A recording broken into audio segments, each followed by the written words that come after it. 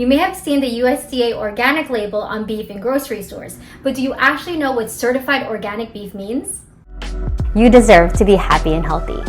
Hey folks, Joyce here, certified health and nutrition coach. This channel is for people who want to start or refresh their healthy habits. So if you're interested in doing just that, make sure to hit the subscribe button and watch all the way to the end for bonus tips. Now let's find out what's behind this USDA Organic label. The U.S. Department of Agriculture, or USDA, is in charge of the National Organic Program, which certifies the production, handling, labeling, and enforcement of all USDA products. Just so you know, organic beef producers and cattle ranchers that market over $5,000 of beef products need to be certified by the USDA's National Organic Program.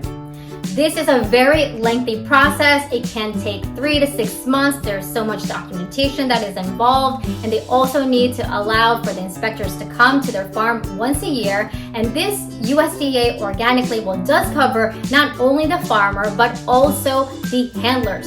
So the ones who slaughter, process, package, and label.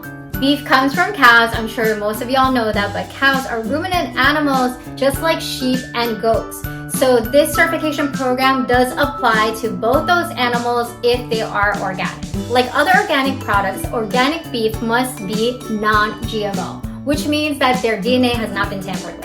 Organic cows need to have full access during the entire grazing season, which is between April to November, depending on the farm's location. And within that grazing season, the grazing period is between 6 to 11 hours a day, and that will ensure that the cows have room to roam, play, and eat, have access to clean, fresh air, fresh water, have the shade, the sunlight, and some shelter maybe in certain areas of the pasture.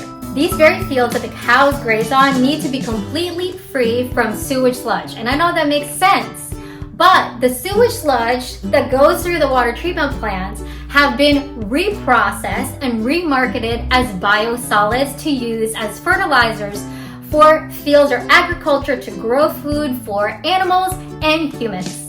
I have to tell you a little bit more about sewage sludge because it is entering our food system. So basically what's in it is shit, urine, and radioactive urine from cancer patients. It has very heavy metals, microbes that cause diseases, all sorts of yummy things. For cows to be considered organic, they can never, ever have antibiotics or hormones. However, it's important to note that to improve the quality of life for the cow, sometimes allowable substances need to be administered. For example, vaccines, dewormers, pain relievers, feed additives, or food supplements to meet the nutrition standards during off-grazing season or during inclement weather, as well as improving digestive health. It's super important that the organic beef farmers conserve their natural resources as well as promote biodiversity on their pastures.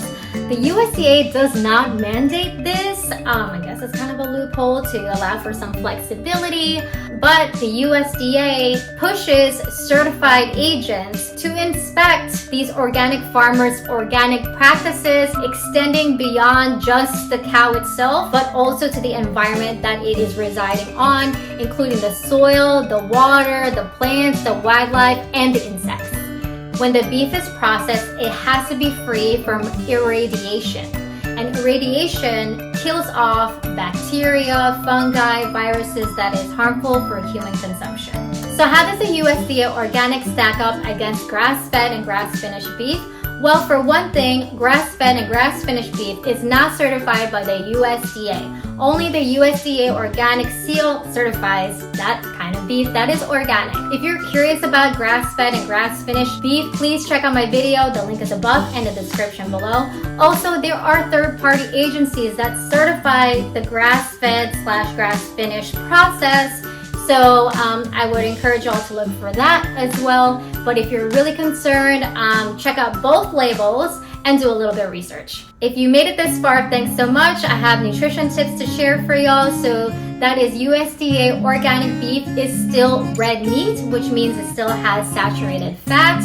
And saturated fat is linked to high blood pressure. According to the National Institute of Health's National Heart, Lung, and Blood Institute, they recommend 6 ounces of lean meats per day or less. and that's basically 2-3 ounce servings of lean meats. So what are lean meats? According to the American Heart Association, it's considered not prime, but choice select. Look for the words loin, sirloin, top, or round. Industrial carcinogens build up in animal fat cells, all right? So being that USDA Organic beef is lesser in saturated fat than conventional beef, you're really minimizing your risk for certain cancers. However, the World Health Organization still labels beef under 2A, which means it's a probable cause for cancer.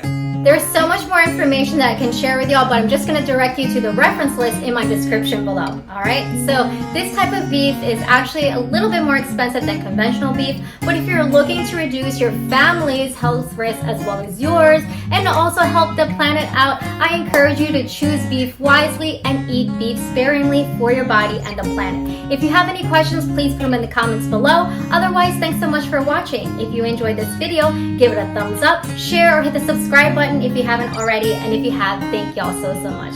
See y'all next week, and remember, you deserve to be happy and healthy.